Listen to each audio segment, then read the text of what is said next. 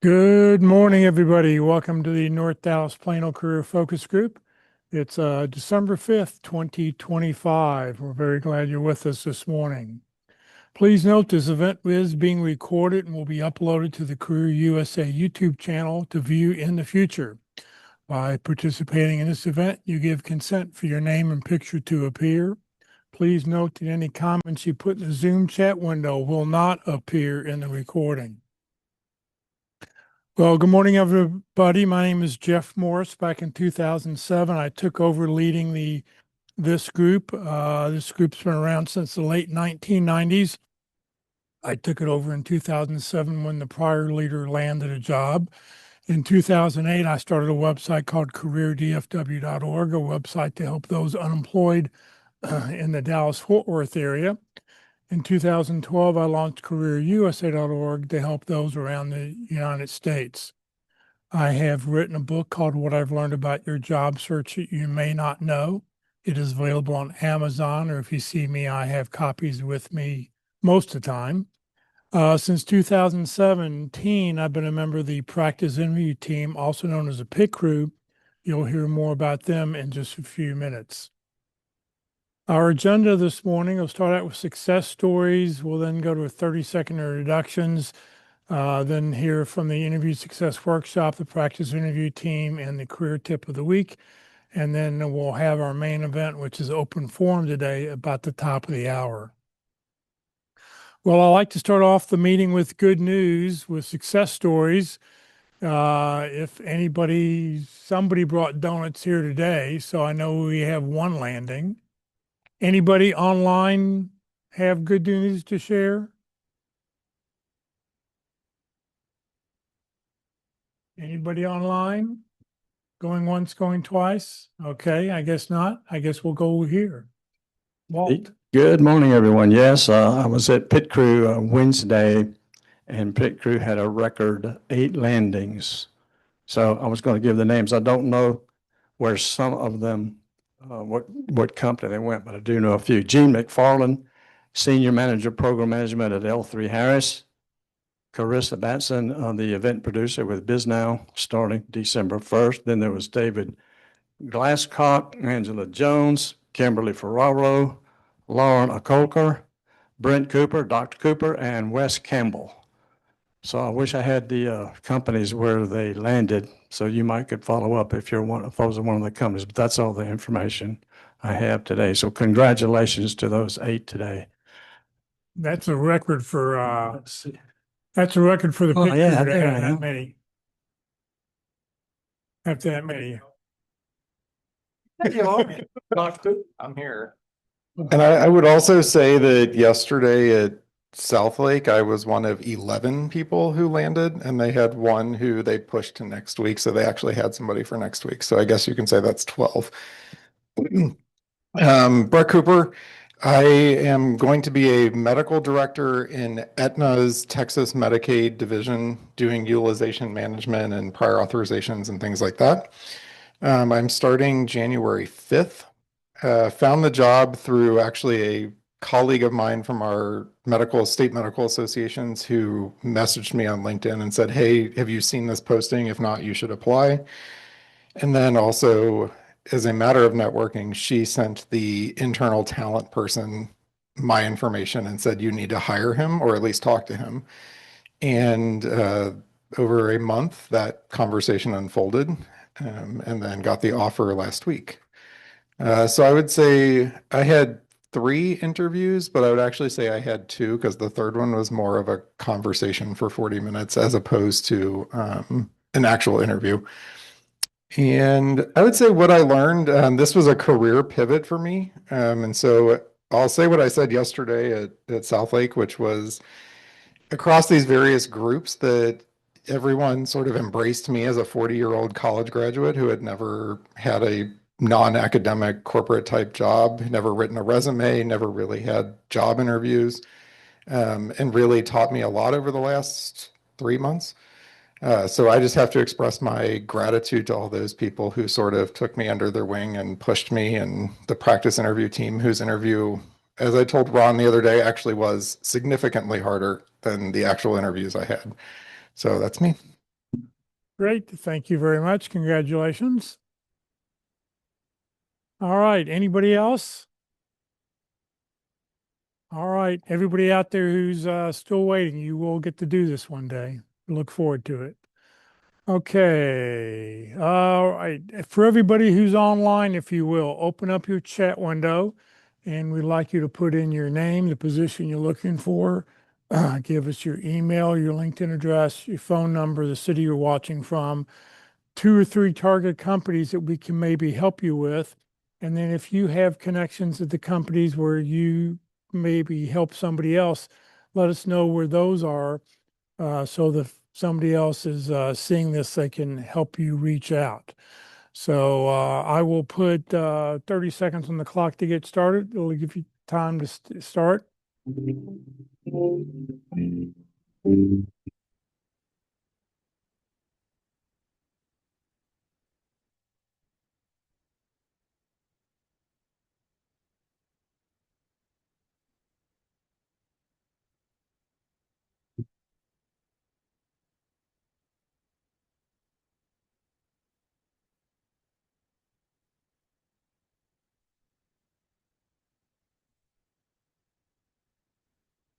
All right, keep typing away, and we'd love to get your information into the chat window.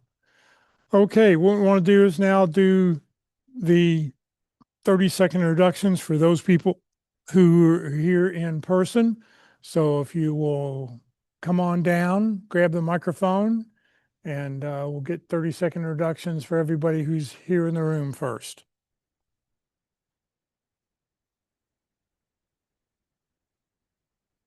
Hello, I'm Paul Husar. That's Husar. I'm a director of VP of customer service and/or technical support. Diana Health and Corbor are looking for me. If you know someone, please help them find me. I can help with contacts at LG. I'm Paul Husar. Thank you. Hi, my name is Bindu Chalapalli. I'm looking for Director of Data Engineering. At the moment, I do not have target companies because I'm interviewing with a couple of mine in the final rounds. I have contacts at Blue Cross Blue Shield. My name is Bindu Chalapalli. Thank you.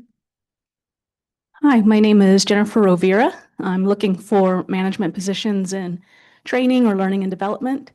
I'm looking for contacts at a company called Everway. It might be a long shot, but it's a educational technology company. I have contacts. Sorry, I just ran up here. I have contacts at Ernst & Young and Children's Health and Tenant Health. And again, my name is Jennifer Rovira. Thank you. Good morning. My name is John Hamer. I'm a technical project manager with about 20 years experience in supply chain, logistics, manufacturing, and IT and telecommunications. I also have 10 years of experience in aerospace and defense. I'm looking for contacts at either RTX or Collins. I think it's called Collins Aerospace now. Again, my name is John Hamer, project manager. Thank you. Thank you. Anybody else here in the room? Okay, let's go online. If everybody who's online, if you'll please raise your hand, go open up your little bar at the bottom. That way I'll know and only will call your name once. So Matthew, I'll let you go first.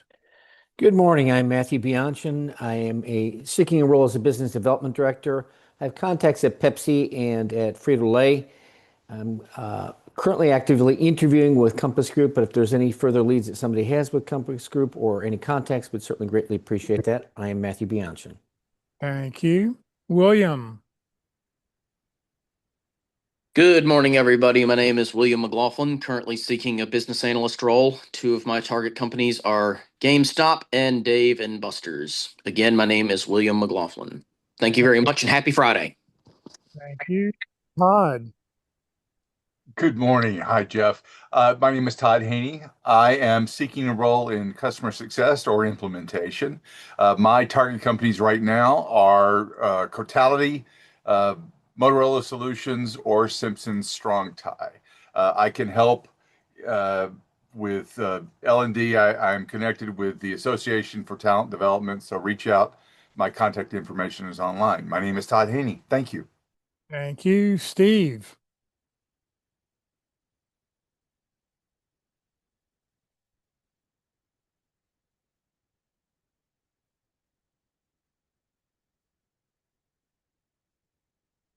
Steve Rohan.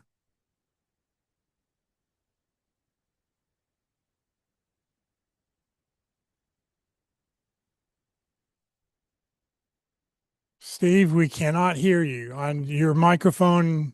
Your microphone's unmuted, but you're muted again.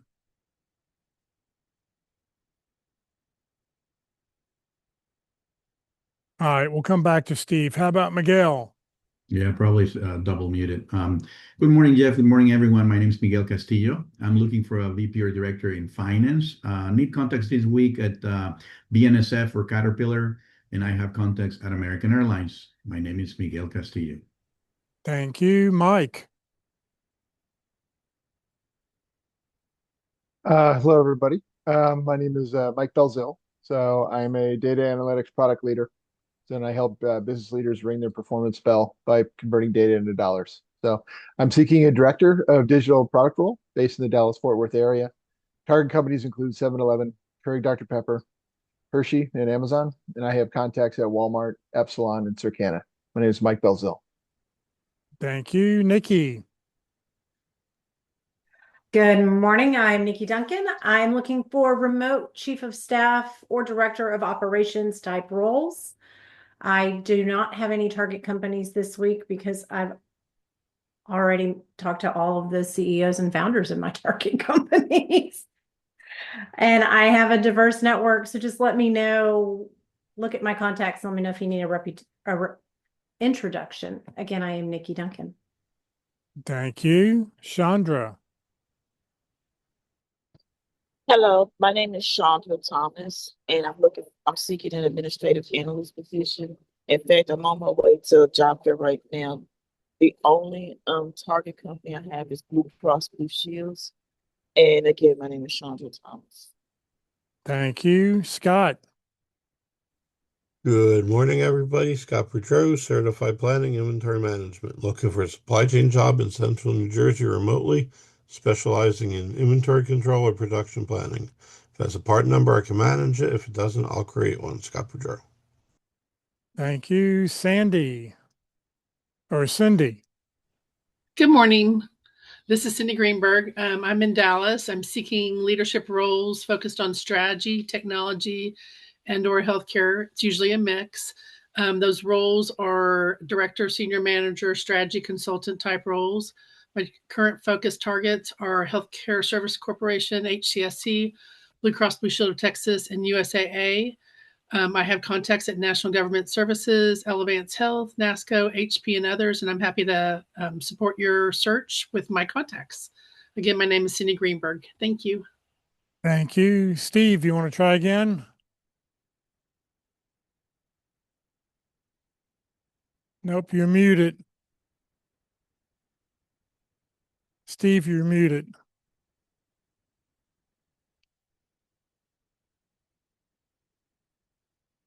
All right, it doesn't look like Steve's going to be able to do it. All right. Anybody else online who I haven't called on? Going once, going twice. All right, we will move on. Let's see here. We don't have any recruiters online. Walt's outside right now. We'll talk about the practice interview team. Hello, I'm Paul Hussar, and I'm excited to tell you about the practice interview team, also known as the PIT crew.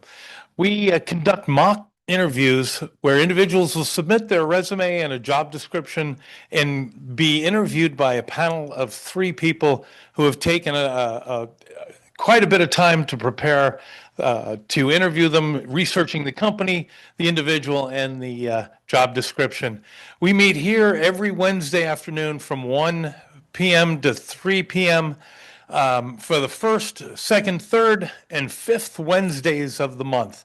The fourth Wednesday of the month, we are online. In 2 weeks, we will have sessions on the 17th here and on the 18th online to make up for the week following, which is Christmas, and in which we will not meet. Our motto is practice early and practice often. The feedback you get is very specific and directed to help you improve your interviewing skills and land that next job. We always need panelists, so I want you as a panelist, if you have been a hiring manager, if you've had to terminate someone, you qualify to be a panelist on the pit crew. And I guarantee you, with a double your money back guarantee, that you will learn more as a panelist than you will even just attending the pit crew individually. If you're interested, contact Ron Layton. You can find him at LinkedIn, also through the Pit Crew group at LinkedIn. Thank you. I'm Paul Hussar. Thank you. Interview Success Workshop. Oops, let me go backwards here. Walt Glass. Good morning again, everyone. Walt Glass. If you're mad at me, you may call me Walter B. I do interviewing skills also, and I help people with the basic fundamental skills of selling ourselves. And so that means we sell I am, I do, and I help. So how do we do that? So the workshop, which is free, look me up on the About section on LinkedIn, gives you all the details about that. You have to be registered to attend. See that QR code on the screen, start you an email. Gotta edit it a little bit so that you can fill in some information. I'll be glad to put you in the queue. I can tell you now that it'll be January before I can get to anyone that's added to the queue now. So I'm pretty much packed for December. But it's a free workshop and it's a learning workshop. It is not a mock interview. It's a time that we can figure out how we really do sell, who we are, what we do, and how we can help. It's very informal. I only do 2 people at a time. You interview each other. I give you questions out of the 12 basic categories. When you're the interviewer, all you have to do is read them. I'll take notes, and after that, we'll spend the second hour reviewing and discussing and seeing how we might can improve and change that. Because most of the time when we're in an interview, we are simply responding. We're not selling. So major objective is to put us into that selling mindset. Be glad to have you participate. Call it learning without squirming. So in interviews, do we feel a little insecure, perhaps with stress, anxiety, maybe a little fear? Well, come learn how to sell ourselves. It is the key so that we can employed be. I am Walt Glass. Thank you very much. All right, it's time to hear from the career tip of the week. Good morning, Rosina. Good morning, Jeff. Good morning, everybody. Happy Friday. Congratulations to all of the landers. Oh my goodness. Well, that is fantastic. All right. Well, let me first start with, I just missed my cue on getting online, so I will take a moment to say I am also a job seeker seeking employment. And so hold on 1 second so I can get my long list of places that I'm looking. So my name is Rosina Gallman, and I'm looking for a position as a senior talent acquisition partner, senior recruiter, or senior corporate recruiter. And I need contacts at, there's a list and I have it in the chat, but Goldman Sachs, Deloitte, ADP, Colliers, Delta Dental, Unum Dental, MetLife, Cigna, Inspire Events, Ericsson, T-Mobile, TIAA Frisco, USAA, Huron Consulting, Hudson RPO, Wilson RPO, HR Catalyst Consulting, Manpower Group Solutions, or any other opportunity that you see as a fit for me as a senior talent acquisition partner, senior recruiter, or senior corporate recruiter. Thanks again for any assistance in connecting me with any of the connections that you have at those companies, and I sure would appreciate it. All right, so on with today's tip, which is, hang on 1 second, I get to that page, and it's 7 ways to thrive in a competitive job market. And this article is by a group called the Connors Group. And so with that said, there are 7 ways to thrive in the competitive job market. First, you want to tailor your resume and cover letter for every application. Second, you want to build and showcase a strong personal brand. Third, you want to network strategically. Fourth, upskill and stay current. Fifth, develop a portfolio of work. Sixth, prepare to ace the interview. And 7, follow up and stay engaged.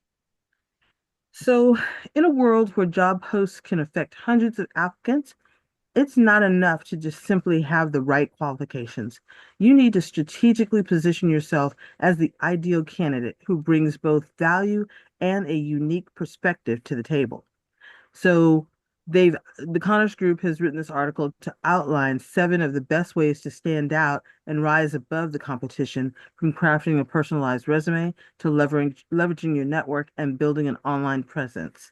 And those actionable steps will empower you to thrive in today's competitive job market. So again, first, you want to tailor your resume and cover letter for every application. And here's how to do that. You want to first analyze the job description by identifying keywords and requirements that the employer emphasizes, such as specific skills, certifications, or experiences. You want to customize your highlights and adjust your resume to showcase achievements and experiences that directly align with the role.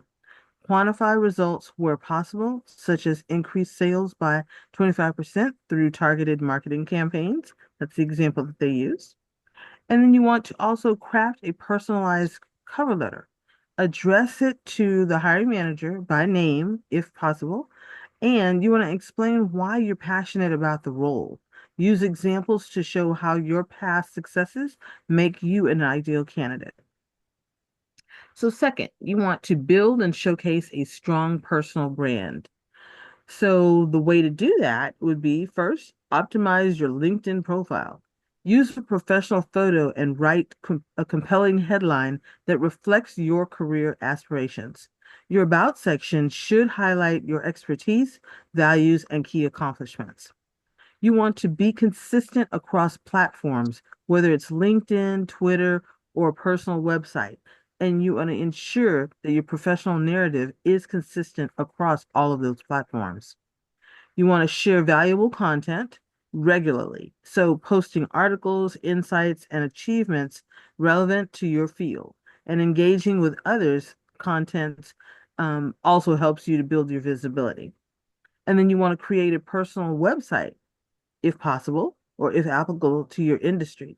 A website can serve as a digital portfolio and enhance your credibility.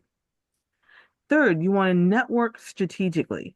Networking is one of the most effective ways to stand out in a competitive job market. As you've probably heard others talking about how they've had friends reach out to them as far as referrals and network partners. So it does work, as you know. And so, how to network effectively? You want to attend industry events, conferences, webinars, and meetups. They're all excellent opportunities to meet like-minded professionals. And then you want to also use your LinkedIn thoughtfully. So, connect with people in your field and personalize your connection requests. Follow up with meaningful conversations. You want to ask for informational interviews. Reach out to professionals in your desired role or industry and learn about their experiences and seek out advice. You want to also leverage your current network. Let your friends and family and former colleagues know that you're looking for opportunities. They may connect you to the right people. As like I said, as we've heard already in some of the introductions. Fourth, you want to upskill and stay current.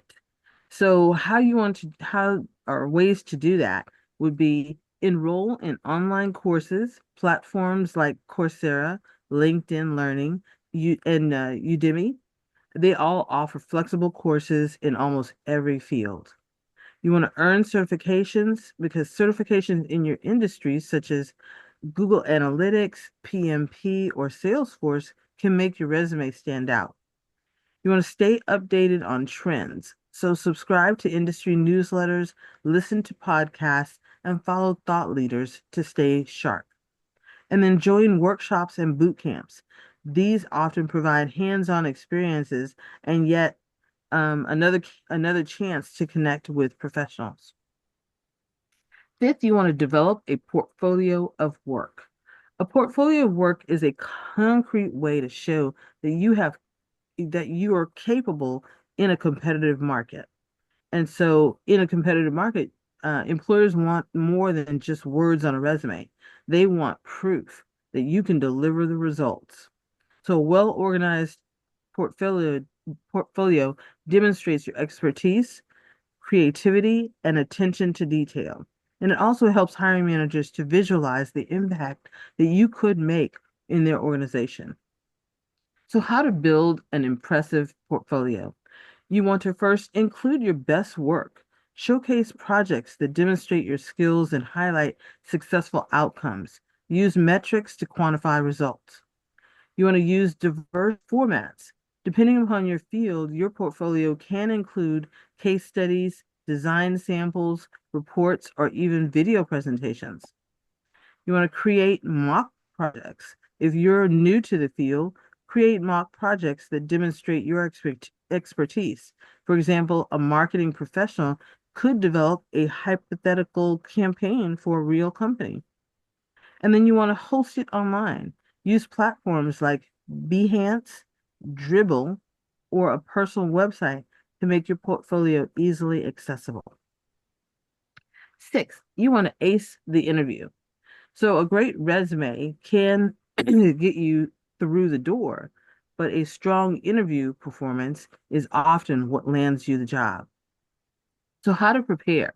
You want to research the company and learn about its mission, vision, values, and recent initiatives.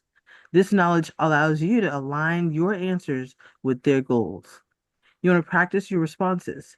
Prepare answers to common questions like, tell me about yourself and why should we hire you? And use the STAR method, which is situation, task, action, or result, and result for the behavioral questions and answers. You want to showcase your value. Have a clear value proposition that highlights how your skills and experiences will benefit the company. And then you want to prepare questions. Asking insightful questions shows how you're interested in the role and helps you assess if the company is a good fit. And last, number 7, you want to follow up and stay engaged. So after an interview, many candidates make the mistake of not following up. A personalized thank you note or email can set you apart by showing your professionalism and gratitude. Following up will also keep you top of mind for the hiring manager and reinforces your interest in the role. So how to follow up effectively? You want to send a thank you note or a thank you email within 24 hours and send it as a personalized email, thanking the interviewer for their time. Reference specific points discussed in the interview to make your note stand out.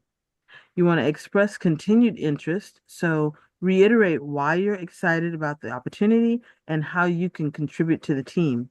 And then stay connected. If you don't get the job, connect with the interviewer or recruiter on LinkedIn. Keep in touch by occasionally sharing relevant content or updates about your career.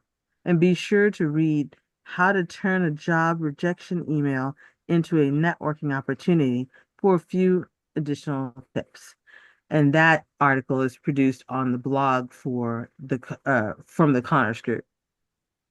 So final thoughts. Remember the qualities that you set apart. Your initiative, adaptability, and ability to connect meaningfully with others are the same traits that will serve you well long after you land a new role.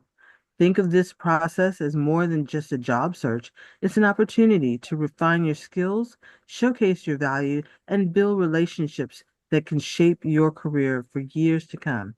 So while the road might feel challenging at times, every tailored resume, every thoughtful connection, and every step toward self-improvement brings you closer to the opportunities that you deserve. So I want to again recommend that you read this article in full because I did a sweep of all the highlights, but it's 7 ways to thrive in a competitive job market. I hope this will help each and every one of you. Have a fantastic weekend and look forward to more landings next week. All right, take care. Thank you very much, Rosina. All right, just want to mention, come on, computer. The Career DFW and the North Dallas Plano Career Focus Group are two separate organizations. Career DFW is something I started back in 2008 to help those unemployed in the Dallas-Fort Worth area. The North Dallas Plano Career Focus Group, it's been around since the late 1990s. It's a bunch of great people who get together on Friday mornings up here at Christ United Methodist Church and network and help each other. So the only common thread at this point is that I happen to lead both organizations. If you want to overthrow me here, you're welcome to take this over any time, but you're not going to get Career DFW out of my hands. So I'd just like to mention that. Also, Career DFW is a 501c3 nonprofit organization. I know they just had Giving Tuesday. And we have no full or part-time employees. Everything I've done over the last 17 years has just been to help you. All right, today for lunch, we're going to go to Country Burger, 3115 West Parker Road. It's on the northwest corner at Parker and Independence. Burger, salad, and more. So if you want to come join us, you can come join us there. If you're online and you want to join us, please let me know so we can save you a seat and we'll take a when we're done. All right. If you want to receive today's materials, you'll get a copy of the link to the YouTube channel for the recording. You'll get a copy of the tip of the week that Rosina just read. You'll get a copy of the Zoom chat, all the information that people put in there. If you want to get those things, please make sure you've done one of two things. For everybody who's in person, please make sure you've checked your name off on the roster or filled out the little white slip of paper and it's legible that I can read. And for those people online, please include your email address in the chat so that I know you are with us so I can include you in that material. These are the people who I can't find, and I don't know who they are because they didn't give me email addresses. They gave me a LinkedIn address. And if I go to look at their LinkedIn profile, they don't have any contact information.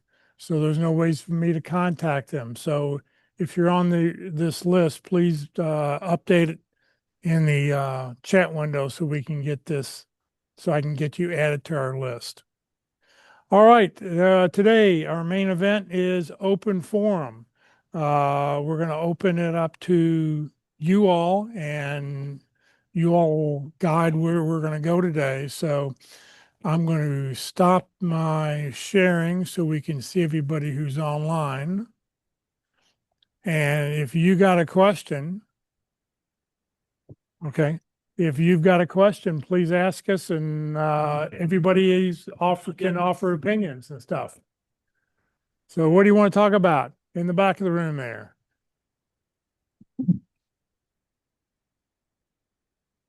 So this is something that I keep struggling. What is the etiquette of sending a LinkedIn request to the interviewers?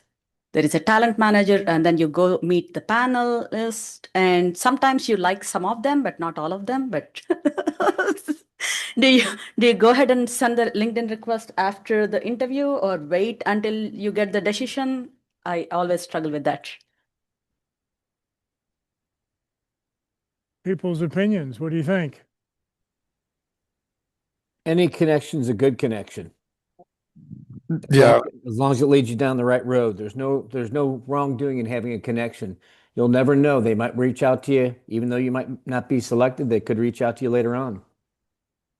And at least when I had my interviews, I had their email addresses because the calendar invite was sent from the administrative assistant to all of us, so I could send a thank you that way. If for some reason you're the only person on that email, then that might be a way to make the request and personalize it and do your thank you note in that personalized manner. I know it also depends on, I've been to it depends on kind of how the interview is being run. Like I went through one cycle where HR very closely kept and managed it. The information I had to do, any communication through HR. And so one way around that is when you do the interview with the actual panelists or the people, just ask them at when you're closing the interview, be like, hey, can I connect with you on LinkedIn or something like that. So is another way. But I would just go off of the feel of how the interview is set up. If it's kept through HR or if it's set up openly, then all that's you can do whatever you want. So you would recommend wait until after the interview to connect with somebody. Is that what people are saying in the room? Wait until after? Okay. Yeah, I wouldn't do it blindly. I would tee it up because that could be an awkward situation. You don't know how it's gonna. I mean, if you have, especially if you vibe with someone in an interview, just ask them at the end, hey, can I connect with you on LinkedIn?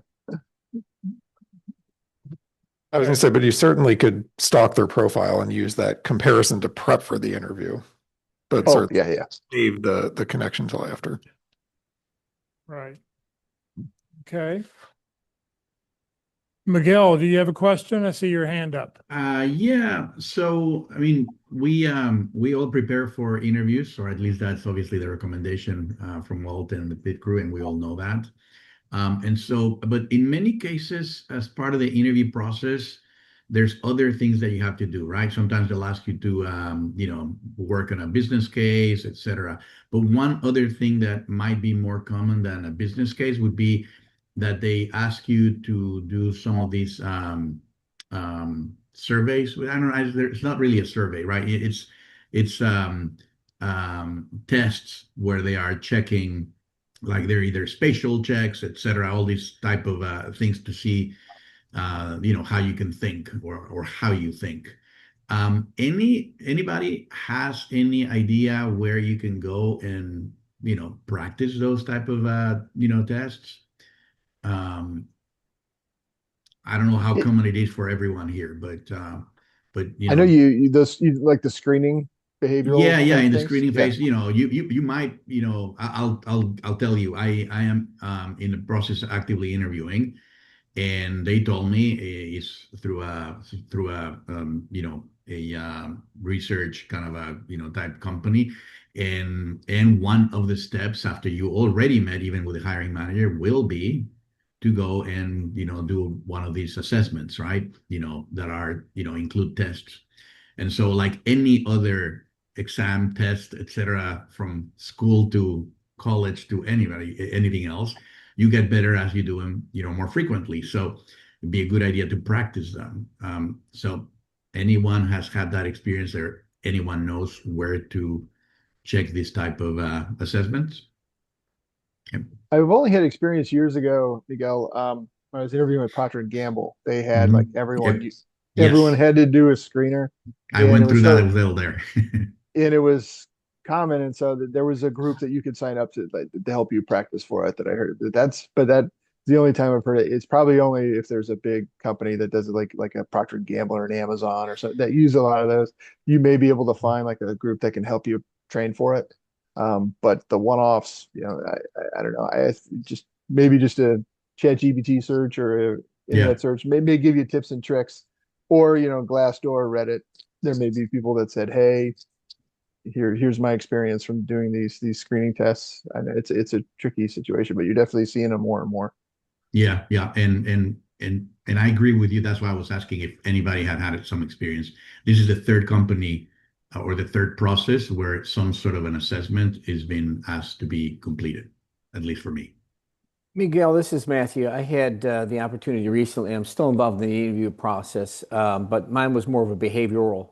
It's kind of similar to that, and fortunately, I know the hiring manager, and I said, "You're giving me a crazy test." I said, "You know exactly what's going to happen. It's just going to show up I'm crazy. You probably don't want me." And he's known me for 15 years, so I can have that conversation with him.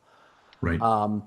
But The only thing I was advised on is it's, there was no right or wrong answers from what I was told. They're just looking at how you're going to handle a particular situation, what your behavior would be in handling this, or this. And so it was more of a situational thing for me and how I would react to a particular situation, what my behaviors would be. So that was my experience with it, and that was most recently. Thanks. And yes, there are behavioral. There are some that are more like sequencing of like special forms, et cetera, which Right. is what Procter & Gamble does. Then there's the writing kind of logically, it's like a test like the GMAT in that, in SAT where, you read some sample and, you're asked to write a summary, Right. et cetera, et cetera. So some will grade you and some will not, right? Some will rate you whether you are still in contention on the position or not. Very much. All right, thank you. You bet. On the quantitative aspects of those tests, I would first make sure you've got a calculator close by for any of the math questions, because some do pop up. The others that I've found are more spatial predictive questions. If you have these three designs in these three rows, what's the next one? And I would recommend just asking ChatGPT where you can find examples of that you can practice. Okay, Tim Wilson already, I guess, included in the chat a practice test resource. So, but you're right. Yes. That's definitely a good idea to go and just search for. I'm sure there are companies, that all that they do is testing for large corporations. And then Miguel, one corollary to that is like case study interviews. If you're interested in those, if you go to the big consulting firms, they have like practice case studies and stuff like that you can do, like Deloitte and McKinsey and stuff like that. It's because those are kind of extreme versions of those assessments that are kind of difficult. So my question is, what advice you can give to a person applying, if I wanted to apply for a facilitating one position, if you don't have the experience in that particular field?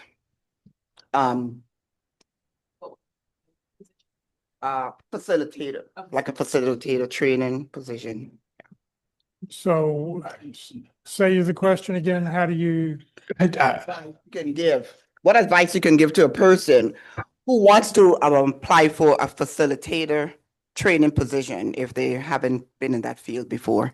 Or how do you Find someone who has been in that field or has that position and conduct an informational interview, so you can learn specifics on what is expected of that role and how you can both prepare for it and prepare your answers to show that you're qualified and can be successful in that role. So I sometimes ask my new friend ChatGPT.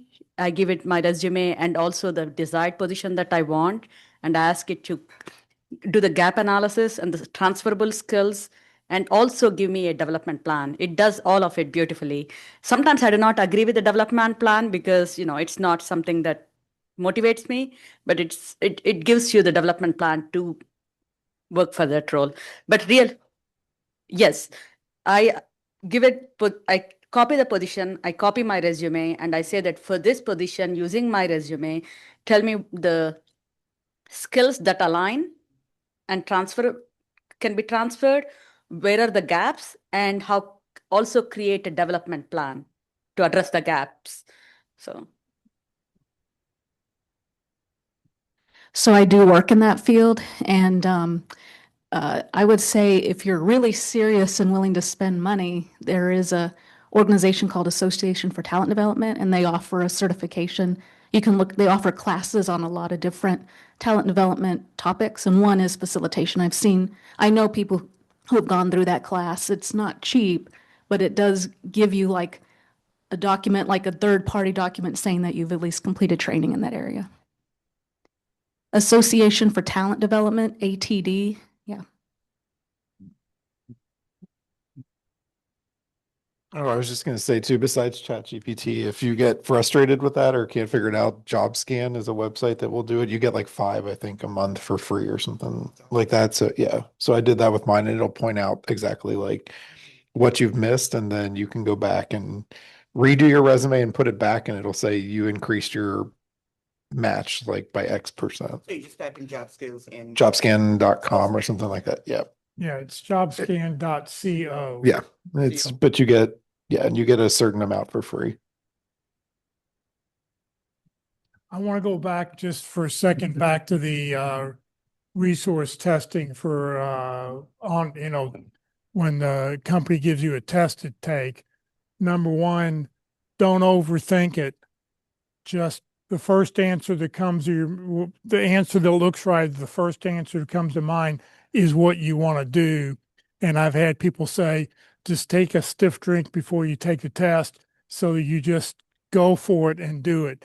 Because if you overthink it, you'll work yourself out of the process probably. Okay, what else can we answer for somebody?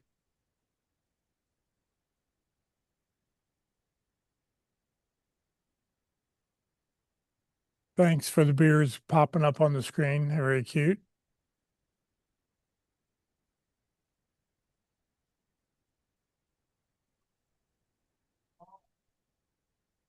What else can we answer? Come on. Here we go. That's what I was thinking about.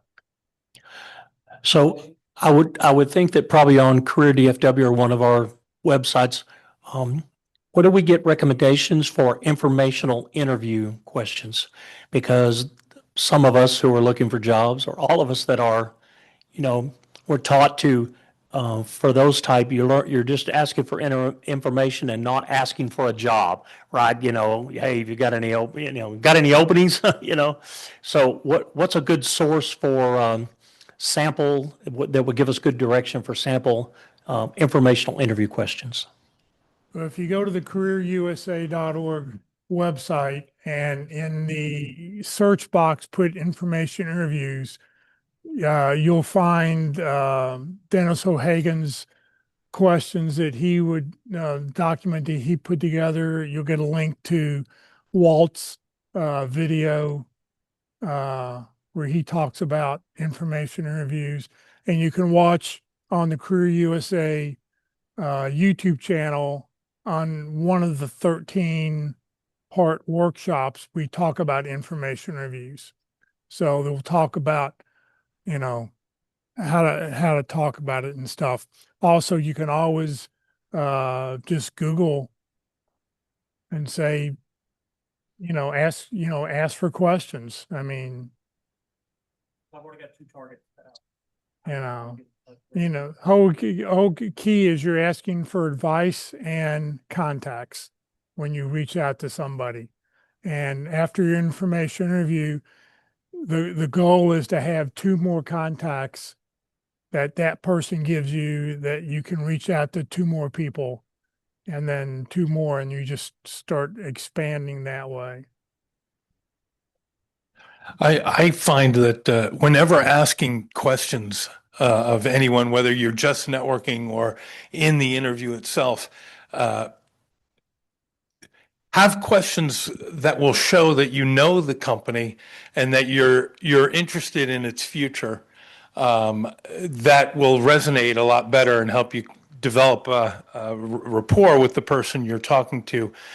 Because if they like their job and they like their company, then they'll enjoy talking to you about it and telling you all about it, and that'll make it easier for you to ask them to refer you to either the hiring manager, submit your resume, if they have a bonus program for people they refer to get hired, and other opportunities. I posted if you want more structure around networking meetings, there's a good book out there that this guy, Nathan Perez, Marcia Ballinger. I put the Amazon link out in the chat. Basically, to give you a framework, a rinse and repeat framework to do 20-minute networking meetings. So it's ideal for kind of informational interviews if you're looking at similar like star stories for interviews, kind of a framework or a structure to work with. I'm not good with structure. I just go organic and I go asking them the questions about what I value most in the company's culture, whether it's growth or how the teams work, collaboration, or whatever aspects that I initially do my research on Glassdoor and others, and I take my concerns and ask them how is it handled in your company, because this is what I see on internet. Because I want them to answer my concerns, and sometimes I have seen some people extend forwarding the resume after just because they spoke to me about how great the company by answering my questions. So Yeah, it's just never ask for a job. When you go for an informational, you're never asking for a job. And when you're going to set one of those up, you should have a one-page bio that tells the person you're about to meet what you look like, because you have your picture on your bio, and sort of high level, this is what I do. This is what I've done in the past. And asking about culture is a great opportunity to see if the environment, the work environment matches the stated culture of the company. I've gone into companies where I've had to build the culture. I've had to change the culture, but the best ones were where the culture matched my values. One of the questions that my son asked a company and is, tell me about last vacation you took, because you then find out, where they went. You're getting into their personal life a little bit. And because he interviewed with the company and said, oh, well, we don't take vacations here. And he only worked there for less than a year, but he realized it wasn't a good company to work for. One thing I found in networking sessions, certainly these are all great tips. One thing that's always a little bit awkward, especially when you're reaching out to someone asking for help, information, is how do you kind of reciprocate that? As you sometimes feel as a job seeker, you say, oh, you're kind of vulnerable position. I can really help these people, but definitely be creative about it. Find your mutual connections, in your network that you can help the person you're talking to. When we're in job search, we're exposed to a lot of best practice sharing. So feel free to share some of that content, because most people that are working aren't as close to kind of the latest and greatest best practices. And then worst case, you can also endorse them on LinkedIn with their skills, which helps juice up their profile, or even a recommendation. So just some other thoughts to kind of give back. So it's a kind of two-way, it's a give-get type conversation. I have a comment on this as well, on the informational interviews. Information interviews have different purposes. Some is just to gain information. It's not about the job particularly. It might be you want to study an industry, information about that, or anything else. It's just that it truly is information. It's not specific to a job. And then there's the ones that are finding out about the jobs. So I'm a member of the old school. So what I suggest we do is, what do I want to know? And if I want to know something about the job, what are the things I want to know about the job? What are the things I want to know about the company? What are the things I want to know about the culture? Culture is such a broad topic. There's two areas. There's this, you go on the web and here's what they publish, and then you want to find out what's going on for real. So what are those questions? And that's, even culture has different areas. How do things get done? What's a team meeting look like? What kind of recognition have you given lately? How would you describe the relationship interdepartmental with the organization? How would you describe the CEO? Those kind of questions are all under a culture category. You can ask those in interviews. You can also ask them in the informational interview. So there's a wide range. But sit down and think for ourselves. What is it we want to know? And then you can get help. You can still do all the other things, but what's important to us? And then have that prepared list when you go in. And I will say one other thing. If you ask for 15 minutes, at the end of 15 minutes, you say, our 15 minutes are up. I want to, respect your time. And if they want to go longer, they can go. But do not go over your time limit. Okay. That's a negative. Now, if they want to go, that's fine. So that's my suggestion.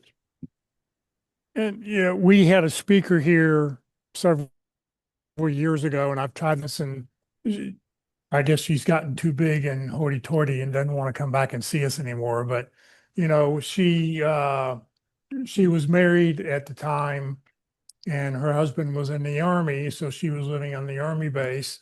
And what she did was she knew she thought she wanted to get involved and do something. So what she did is she interviewed everybody she could talk to on that base, asking, so what's the best job here? What's the perfect, if you could get one job on this base, what would it be? And after 3 or 4 months of talking to lots of people, she found out to be a non-commissioned helicopter pilot. And so that's what she focused on. And she actually went to the recruiting office and said, this is what I want to be. Why I can't do this. So she had to actually train the recruiting office how to sign her up for this one particular job, which she did get. And she was one of the first women helicopter attack pilots developed. And so it was just a matter of taking time and asking everybody what job they thought was the best job on the base. Just an FYI, Army has posts. Navy and Air Force have bases. Um, an informational interview, just like any other interview, should be a two-way street, a conversation. So the last and maybe the most important question of every informational interview is, how may I be able to help you? That does have a big impact on the person you're speaking with, and it shows that you're not just there to take from them, you're willing to give to them as well. Right. It's a give and take. All right. Any more comments about that? All right, William, I see you've got your hand up. Yeah, I got a question in the chat, and I would appreciate it if people actually address that. Thank you very much for your attention. All right, I'll go back and look for it. Okay, William says, I really recently saw a career coach on LinkedIn says that if you're only looking for a fully remote job, that you will be looking for a very long time. Do you agree or disagree with him, and why? So if you're looking for a fully remote job, what's your opinion? I think it depends where you're looking. So if you're looking for just a job board at, standard job board at a big company, the answer is probably yes. But there are job boards that only handle remote jobs. So if that's like a showstopper for you, I need to be remote, I would really look in those forums where they cater to that community. Because obviously we all see the return to office thing that all the major companies are doing. So I mean, remote work is really just going away. I mean, there's still opportunities, of course, but they're just fewer and fewer. And adding to Mike's, I think that networking becomes even more important, right? Because the problem is, for remote jobs, you're competing now with every single person looking for a job everywhere in the US. And if they don't know you, there might be, many people that are capable, or like we have talked before, people that, I don't know if they're people or not, but that apply not having all of the qualifications. And so anyway, I think that it would be important, even more important, to network and know the people within the company. Yeah, I don't have any data, but just anecdotally, my job that I had lost was fully remote. And a lot of my old colleagues who are also now unemployed are all noticing that it's very difficult to even get interviews for fully remote jobs now. So a lot of us are now switching to opening ourselves up to working in person, including myself. I'm applying to jobs that are in person now. I would say it also depend on the job. Some jobs are and have to be remote. For example, a sales position, you want to be in the territory you're serving. So that's going to have a factor as well.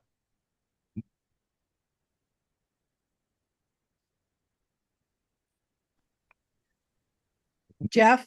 So just to with that remote job, so yes, I think you will have to. It will take a little bit longer because, as I think it was Miguel said, and people have said in the chat, as far as I can see, you are competing with many more people that are also looking for or open to. So right now, I have a remote job that's in my roster right now that I don't necessarily want, but because I'm open to it, right? I'm actually a candidate for it, which I'm not just purely all remote, but someone who may be vying for this job who is purely remote is competing with me on this job. So also keep in mind that some of the remote jobs, as Paul kind of talked about, whether it's in sales or something else, if I take this job, I have to fly out to California every quarter. So just keeping that in mind, that it may not, even though it's a fully remote, you may also have to travel with this. So just also know those extra details that come with a fully remote opportunity. Yeah, I mean, I think after COVID, during COVID, remote worked very well, but I think companies, managers realize they want to get their people back in the office. I know my daughter worked for 2.5 years totally remote, but I think maybe 3 or 4 times in that 2.5 years, she actually went into the office and met other people who were on her team. And,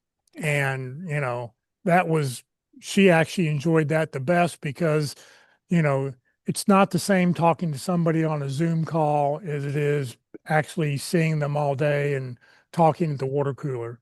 So, I think most managers probably realize they want their teams to be able to meet on a regular basis. Yeah, there's a productivity play, and then for the bigger companies, their number 2 expense after people is office space, so they have to justify having these offices. So the return to office is not surprising. So There's also companies that only hire remote. Circle K only hires remote. Okay, they don't hire anybody in the office. There is an office space in Tempe, and people occupy that space, but they don't require that you only work at Tempe. When I was part of the project management team, we had about 30 people. One person was in the office during the winter. In the summer, he lived in Colorado and connected from there. So, don't discount yourself. Don't think that you can't get a remote job. You can. They're out there. You just got to look harder. They're harder to find. It depends on where you are in the career. If you're an engineer, it's easier to find remote roles, even for companies who are like Southwest Airlines. All engineers work from home. The IT works from home, except for going to office once a quarter just to meet the other team. So you can consider that as remote because you're only in office 1 week per quarter. But if you're in the business side, you have to be there in office all the time. So it depends on what role you're seeking and where you are in your career too. If you're in leadership, you tend to get growth when you are in office than when you're working from home. That's my experience so far. Yeah, better chance for promotion when you meet the people. This is Walt again. There's a couple of options. One, if you're hardcore remote, that should be specified right up front. You can't do anything else, right? But if you're not and you're partially remote, you can always go interview for a job that may be saying it's on site, but you may be able to negotiate partial, part-time remote. So if you can get them to want you to be in the company, then you say, well, let's talk about remote opportunities with that. But I'd wait to the end before you suggest and do that. But that's for those that would say, not full-time on site, maybe I can negotiate some part-time remote. I have a person who is, all of his team is remote. The company requires him to go into the office once a week. So he goes into the office once a week and he's remote all day at the office for his team. All right. Anything else from anybody? Okay, a new subject. What else can we talk about? How many Nikki Duncans are out there? She is everywhere. You must have cloned yourself at least twice. How many who's? Nikki Duncan. Oh, Nikki Duncan's. I wish I could clone myself. That'd be pretty sweet. Well, you can create AI. You can create a persona. You hear about people playing with that. Yeah. If only that AI could clean the stalls for me. Yeah, it's I still just that's have probably still on the processes. roadmap. It's still on the roadmap. Yeah, yeah. I just have processes and operational processes and flows for everything I do to make it easier. I think you do have clones. Don't you think that'd be scary though? I mean, if you've spent more than 5 minutes with me, you can't really imagine a world with more than one of me in it. Well, you can send your clone to work and you can do other things. There you go. That'd be pretty great. That'd be pretty great. Yeah. All right. What else can we talk about? Well, I was thinking about something, trying to fall asleep last night, that something I've done in the past here on open forum days. Is there somebody who's online or here in the room that you've heard them give their 30-second introduction and go, I want to know more? So and so, tell me more about exactly what you do, because I don't quite get it. So is there anybody here who wants to question somebody else who's on the call or whatever to get more of a definition of what you do? Now's a good time. Hey, go a couple minutes and we can find out more about somebody. I should have told you this before everybody did their 30-second introductions, so you could write down, oh yeah, what's that person do? Anybody? Or another question? What else can we talk about? For lack of anything else, here's a suggestion. Let's go around the table and everybody state a one sentence that says, here's how I can help. And for example, mine is, I can help you gain skills and confidence for successful hiring interviews. Because we want to talk about in our opening statement how we can help. So what is that you can use in your intro? I'm Paul Hussar, and I can help through counseling of many aspects of the search process, the resume, the bio. I've done it before for many different people, and I'm always open to helping in that way. Is this what you would say to a company that's hiring, or just how you can help this group here today? How you help in your job. Okay, so That's what everybody else can hear. okay, so the answer was how you can help in your job. So I help get to the bottom of what's going on when there's a problem at a company that can be solved with a training, maybe a creative learning exercise. Oh, my name is Jennifer Rovira. And so that's my favorite part, is getting, finding that puzzle. What's the missing piece? What can we train someone on? I'll go. Okay. I'm Nikki Duncan, and I will turn your big vision into actionable plans that deliver results. Hi, my name is John Hamer. I use my experience and talents to form strong project teams to deliver products or services that increase companies' profitability.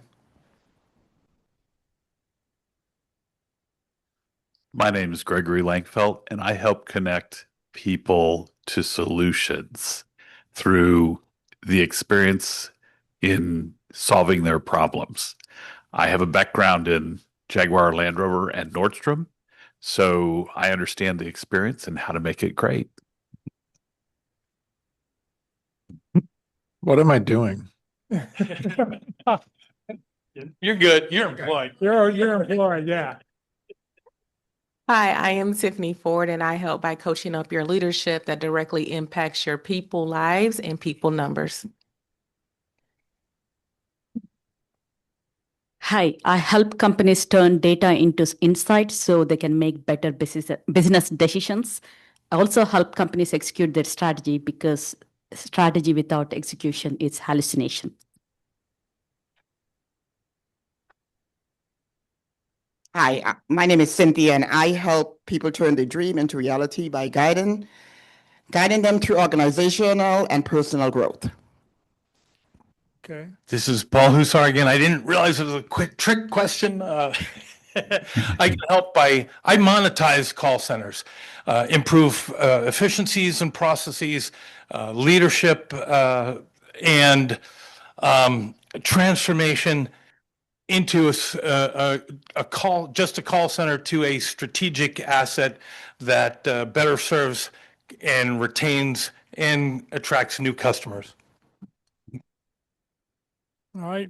People online. Sure, I'm a finance leader who transforms executive vision into high-performing and profitable organizations. Thank you. Todd? Hi, this is Todd. I'm a customer success and implementation specialist. I have a background in broadcasting, government, account management for advertising, and public education. So I've got a varied background dealing with a varied bunch of people, and I can solve problems and smooth out ruffled relationships as well as ruffled feathers and make those customer relationships work better. Okay. You have to get that down to one sentence next time. Oh, I'm sorry. Mike? Yes, I'm a data analytics product leader who helps business leaders ring their performance bells by building products using data analytics AI capabilities to help them grow their top line and bottom line. Great. Lolita? Good morning. I am a global advocate for dyslexic thinking, and I can help your company employees become more aware of the superpower they already have. Lolita Johnson. Good. How about Cindy?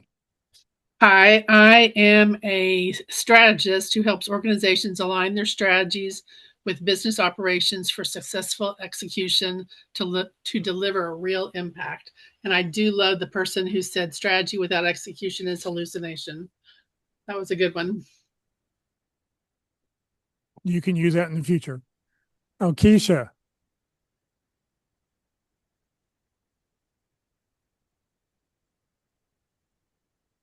No, you can't unmute. You got to use mute. There you go. There you go. Okay.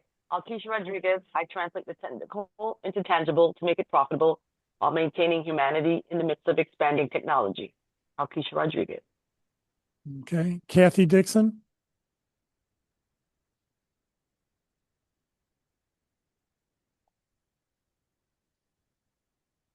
Pass, Jeff. Sorry.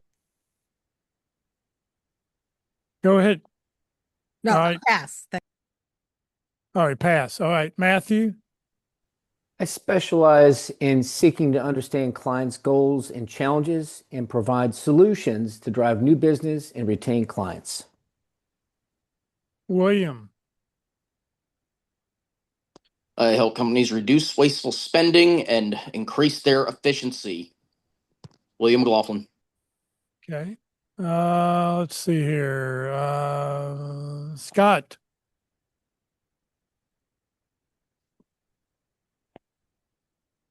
Scott in New Jersey.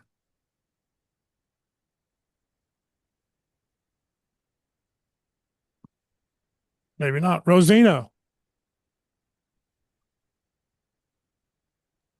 Oh, Jeff, good morning with your question. All right, well, let's see how I can help companies.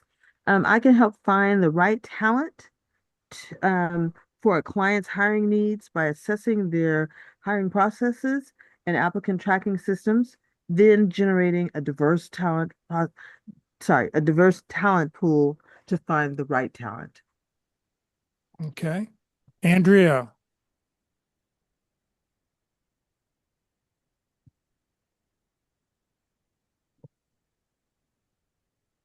Organu?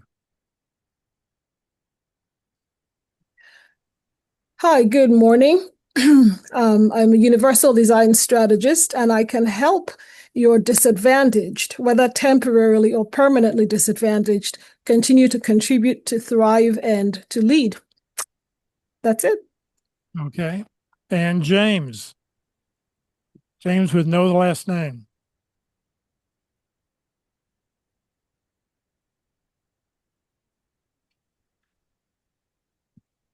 All right. Not talking. Okay.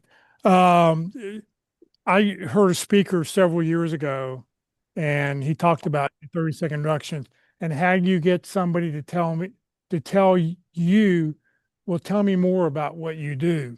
And so I came up with the statement for me is I allow small business owners the opportunity to take extended vacations. Tell me more. Well, as the production manager, I'll take care of the day-to-day operations of what's going on. So, think about when somebody asks you, what do you do? Not necessarily talk about exactly what it is, but give them something that's going to want to make them say, well, tell me more detail about what it is you do.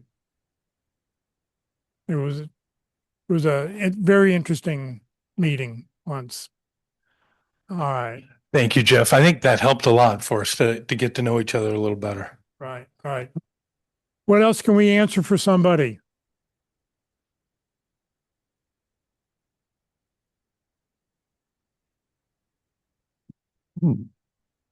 Okay, here we go. I had a Zoom interview yesterday, and it was with two people. And the interesting thing was the Zoom video froze, but we continued the interview. And I don't know if that was a setting that they had set or if it was just a lag in the Zoom product. Unfortunately, that's happened before to me. And I don't know if it's just a set of the circumstances. Well, they were doing it, it lasted about 45 minutes. They needed to get a panel feel with the senior recruiter and one of the hiring managers. I'll be one of 35 candidates they hire.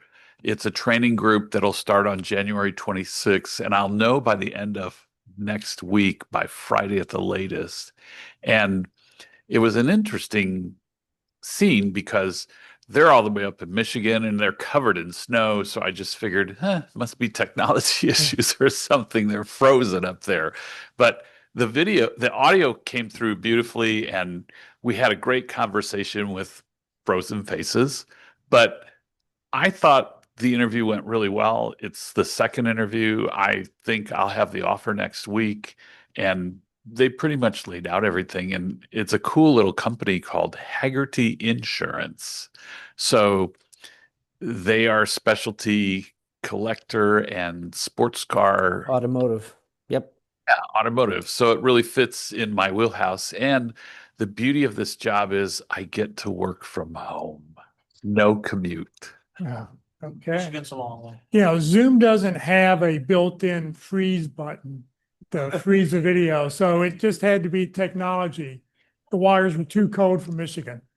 So I understand they froze on their end, not your end?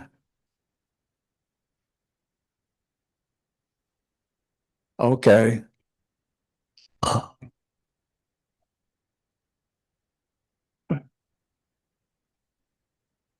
It's like if I get the offer and that doesn't start for 6 weeks, I can still help place other people's lives, connect to others, because they have 11 landing conditions out like for hours, and then my internet. So I did a video and help people, and it's like notes of people that are in here and different groups have different places, and you just don't know where. Because there was the morning I went to the real estate network group. We can't hear. Never mind. It's okay. But there are groups that help place other people. He's talking about some other items other than the frozen screen and helping people. And so this is Walt again. So that's a good line. On Monday at 2 o'clock for Career Care, I'm presenting just on video interviewing. And one of the elements of that is your bandwidth, so that we don't want our screens to freeze. And so the two tips are, one is an Ethernet cable, was probably one of the best connections that you can have. Then if you go over Wi-Fi, the problem is how many Wi-Fi things do you have going on in your house that's taking up the bandwidth?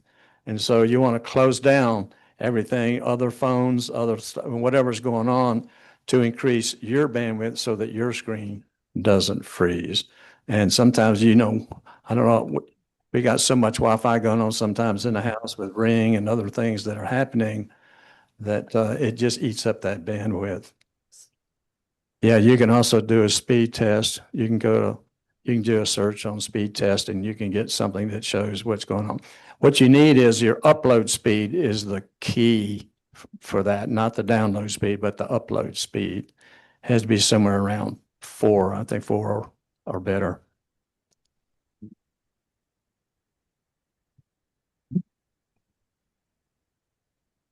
So yes, I think that it probably was just technology. And I think what Walt talked about was really some good points, just making sure that you maybe cut some other things off if you're going to be on one. But sometimes it does happen. I've been in Zoom interviews where it's on the employer side and they'll say like, oh, we had this happen earlier, right? So it can also be on their side. But I think one of the things to do if you know you're going to be on a Zoom or Teams, a lot of times it comes in with the extra phone numbers and things like that. So just make sure you have like a backup for if it happens. And if it does freeze, I'm just, sometimes I just say I'm frozen or you're frozen. And like you did, just continue with the audio. That's what's important, right? I mean, there's the audio part. So the video really isn't that important. Some people have a bias to it, but it's not really that important. But I think it's also good to just make sure I have been in situations where my Zoom has worked perfect. And the moment I get on the interview, now it wants to mess up. So just make sure you have like a phone number or something like that if you're going to do that, just in case it just so happens to happen at that time of that. And I'll tell you here in the room, I have a hard wire to the router here in the building. I actually ran a wire before we started doing meetings back up here. And I actually don't use the hard wire anymore because the Wi-Fi is more consistent than the hard wire will. It cuts out on me sometimes. So I don't use it anymore when I connect here for the meetings.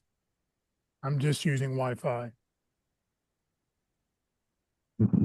So my geeky husband bought 2 routers, one for kids' computers and one for our computers, so their gaming doesn't disrupt my internet. He bought 2 routers, so we have two networks that we connect in our house: kids' network and adults' network, or I mean parents' network. 2 networks in your house. Yep. All right. What else can we answer for somebody?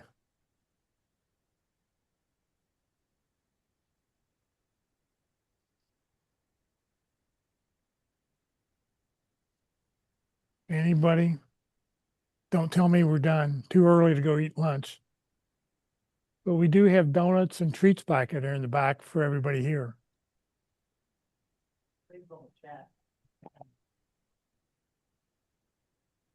No. Just talking about if you need a practice interview, you can go to Jewish Family Services. There's a website called Life After Layoff on YouTube. It's got some great information on it. And look at the U.S. positions at saffrongroup.com. They've got a lot of positions posted. Okay, now that we are so close to the holidays, what are some of the things all of y'all are doing to continue the momentum? That's good. What are you doing over the next couple of weeks to keep going?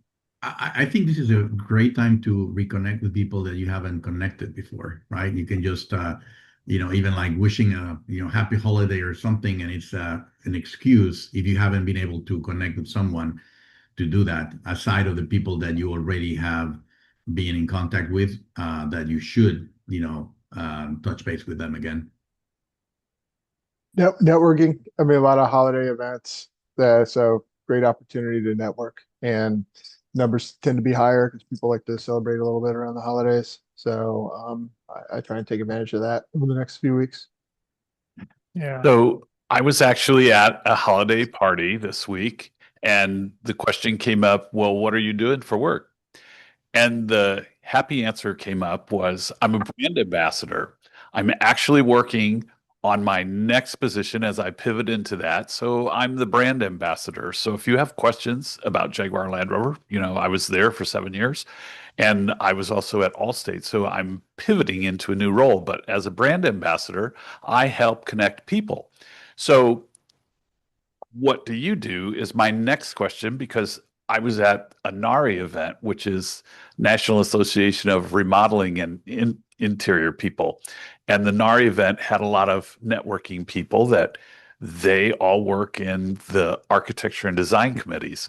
My next event will be December 9th, and that one is a Tuesday night that is the ASID community. So it's a good way to network into these companies that you won't necessarily get a foot in the door, but you'll see them relaxed. It's a full bar, it's a free bar. They have lots of booze and stuff and great food. So you do have a chance to be a brand ambassador, and people love brand ambassadors. It's just how you serve that menu to make it approachable for them. So I encourage everybody when they ask, well, what do you do for work? I'm a brand ambassador. What are you selling? I'm selling me. And, if you want to get to the nitty gritty, it's like car sales. If you've ever bought a car, it's the same thing as getting a job. Buying a car and getting a job are the same thing. People sometimes don't like the process of buying a car. Same thing with a job. They don't like the process of getting a job, but they all want one. Everybody wants a job, but everybody wants a car. They may not get the exact car they love, but they'll get one they can afford. Just a thought. Gnarly. Brand ambassador. All right. So that's a great point, is that increase your network, but tell everyone you know. Make sure everyone you know knows that you're looking. Like we just started going to a new church close to our house, and they had a men's event on a Friday night. It was a big cookout. It was a little hard to do a lot of one-on-one because there was so much chaos going on because it was outdoor. But I actually found two other people who also were looking for jobs. Just in our conversation, same kind of a thing. Hey, what do you do? And I said, well, I'm new here, so I'm trying to meet as many people as I can, which was true.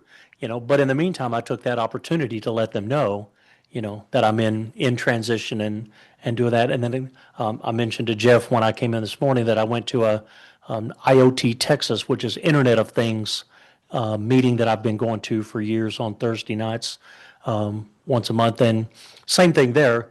The guy that runs it took the idea of introducing yourselves from Jeff from these meetings. He has, because it's networking and it's technology as well. So everybody has an opportunity to get up in front and introduce, do a quick introduction. So I make sure that, that I let them know as well. But yeah, in a non-threatening fashion, tell everyone you know, because people do want to help. And if I can help you in any way, please reach out to me on LinkedIn. So a little bit of both, a little bit of, I guess, balance for me. I'm doing the opposite. I'm just going to stop and slow down and pause for a little bit. In this season, a lot of corporate offices are people on vacation, scheduling this and that. So they're not really that responsive a lot of times. Anyway, so this is a good time for me to also just take a moment and kind of self-care. Especially, when we get back in January, then we're kind of hit it hard. So I'm going to do both, I'm going to do that. But then as the two men have kind of talked about, there are these Christmas parties and other things that are going on, and I'm already a +1 to 2 of them. So I think that that's also a good way to, as they talked about, just talking with your friends, letting them know, and that may be an in, like, hey, I have a Christmas party coming up.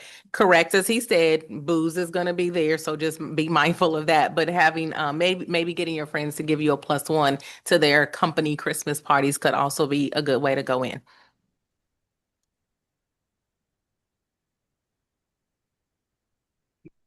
And there's another side of that equation, and that is many companies are hiring in December for starting in January.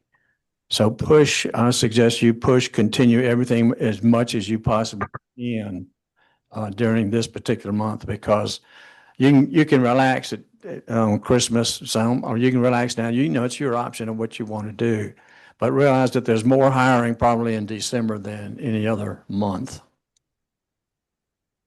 Yeah, because there are companies that either have budgets starting in January that they want to go ahead and fill, and there's companies that have budgets for 2025 that they don't want to lose the money, so they're trying to get somebody in the next couple weeks before, so they'll be able to carry over the position to next year. I think that's why so many pit crew hires and South Lake people got hired. William, I see your hand up. Yep, just wanted to. There's another happy hour coming up that I posted about in the chat. The Association for Business and Technology Professionals. I hope to see some of y'all there, because that's this coming Tuesday at the Bar Louie in Irving. So you'll see me there. So I would invite people to come out and enjoy the fun happy hour that's going to be taking place at the Bar Louie in Irving on Tuesday. Information on how to sign up is in the chat. Thank you very much. Everybody will chat as long as I have your email address. Miguel. Yeah, no, just to follow up on the previous comment, yes, it slows down, but that's actually an opportunity. When there's a slowdown in the company, people have more time. They have more time for a one-on-one. They have more time to, they're getting fewer emails. So if you're sending an email, or it's easier that they will be able to look at it. There's people that have used all of their vacation and they're in the office, just I guess, looking at what they accomplished in the year and, doing a few other things, and they have extra time. And people that are actually on vacation, because I would used to do that myself, even though you're on vacation, you're still, checking your emails, just to see if there's something important. And, there might be people that, just like on the weekends, Saturdays or Sundays, people in a job will be checking how they're closing the week or how they will be starting the week, and they'll check their emails. Similarly, there's people that will be out on vacation and checking, if there's something important going on.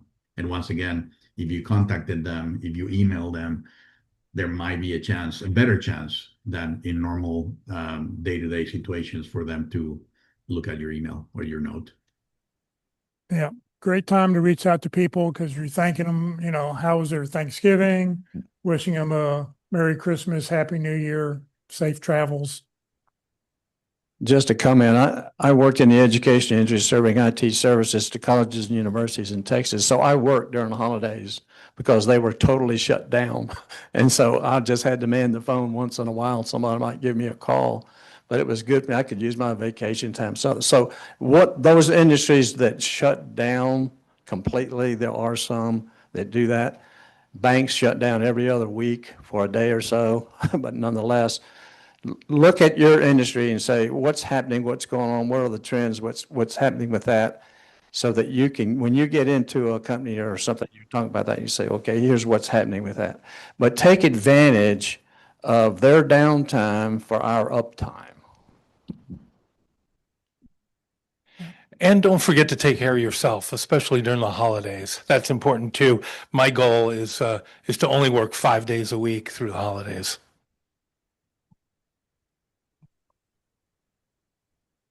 All right, what else can we answer for anybody?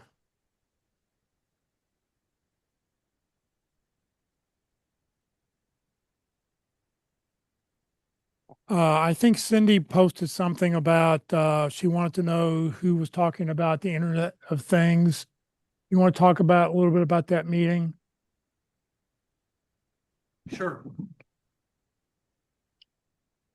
So IoT Texas was formed by a person who used to be a member of this group off and on. And its purpose is to bring technology professionals together to have discuss topics and also to network together that are involved in Internet of Things. So it may be edge devices, it may be technical devices that send signals and information back and gather that data up to improve business processes. We had presentations on people who were doing those types of devices out in the oil fields and all. Last night's presentation was really interesting. There was a guy from 7-Eleven, data technology specialist, who was showing us how to actually use ChatGPT and upload documents for analysis, and not just Word documents, but videos, PDF files, and all. So there's always a really good technical topic that's done there as well. And they used to do a breakfast meeting once a month, and they stopped that, and they're doing these first Thursday of the month meetings. They said there's thousands of people. There's about 500 he sends emails out to on a regular basis. And there's people across the globe that go to these. One of the reasons they started the Thursday night meetings was so people literally across the globe could Zoom into the meetings and attend those as well. And the other thing, one of the things one of the other founders of the group says, because there's a lot of small entrepreneurs, a lot of business owners there, and he said, you may have specialties of your own and a few people, but not many people in here can bring their product to market. You may need sales, you may need engineers, you may need manufacturing people, so that's part of what this group does, is to connect like-minded people that are involved in the Internet of Things, right? So it's all the technology has to do with smart devices, smart buildings. There's a guy who's invented smart devices that go in lanes of traffic. You see the buttons that are there and around curbs and all, but he's invented these that have embedded devices in them for traffic control. And it could be traffic control, and it could be for self-driving vehicles and all. So you never know who's going to present. You never know what you're going to find out and what you're going to learn in there. Is there a website that people can go to? There is a meetup. You can go IoT Texas meetup, and I think they do have a website. You can just Google it and look for IoT Texas. Okay. Very good. Thank you for that info. Who was that speaking? John Hamer. Okay. Thank you so much, John. Appreciate you. Yep. All right. Anybody else? Anything we can answer for you? Going once, going twice. All right. Well, we'll share a few more slides and we'll call today. We'll end today. Next Friday, our speaker is Christina Cella. And if I guessed right, this is her picture. If it's not her, somebody different will be looking here next week, but this is what I found on LinkedIn. So I think this is her. She'll talk about AI as your career co-pilot, smart strategies with heart. I think she lives in New Jersey or New York or some place. So she'll be with us on Zoom next week. So that'll be next Friday at 9:30. On the Career USA YouTube channel, you'll be able to find all of our past meetings and our speakers. Today's presentation will be posted. I'll get it up there by tomorrow afternoon. Click on playlist. Every video that I post goes into one of 7 different playlists. And don't click on the video, because if you click on the video, it'll show you the last video that got posted. But down at the very bottom where you see view full playlist, if you click there, up will come a list in chronological order of the speakers, and you can go back and watch any video of any of the speakers we've had over the last 4 or 5 years. I've got over 700 videos posted currently on the website. So you can go back and watch. Just know that any of the North Dallas meetings that you watch, the speaker will start about 30 minutes into the video because we get back you want to get past the introductions. Next Tuesday for LinkedIn Tuesdays, Locke Alderson will be with us to talk about how to use LinkedIn for job hunting, strategies that gets results. Next Wednesday, the practice interview team is meeting in person right here. And if it's anything like last week, there'll be plenty of donuts for those people who've landed. So that'll be coming up next Tuesday, Christ United Methodist Church in Dallas. For those people who are online and can't make it in person, you're always welcome to go to the Career USA YouTube channel and watch one of the 13 videos all about interviewing, whatever you want to have help with. And then next Friday, as we said before, Christina Cello will be with us to talk about AI as your career co-pilot, smart strategies with heart. Coming up that's next week and on the 19th, to be decided. So we're still working on a speaker for that, but we will have something. And then on December 26th and January 2nd, the Friday after Christmas and the Friday after New Year's, there will be no meeting because the church is closed. Today, come join us at Country Burger, 3115 West Parker Road, northwest corner of Parker and Independence. How many people think here they want to go? 1, 2, 3, 4. All right, 4 of us here. If anybody online thinks they want to go, please let me know. For everybody else and everybody, thank you very much for being here today. Have a great weekend, and we'll see you all next week. Thanks, Jeff. Thank you. One quick thing on the IoT. If you go to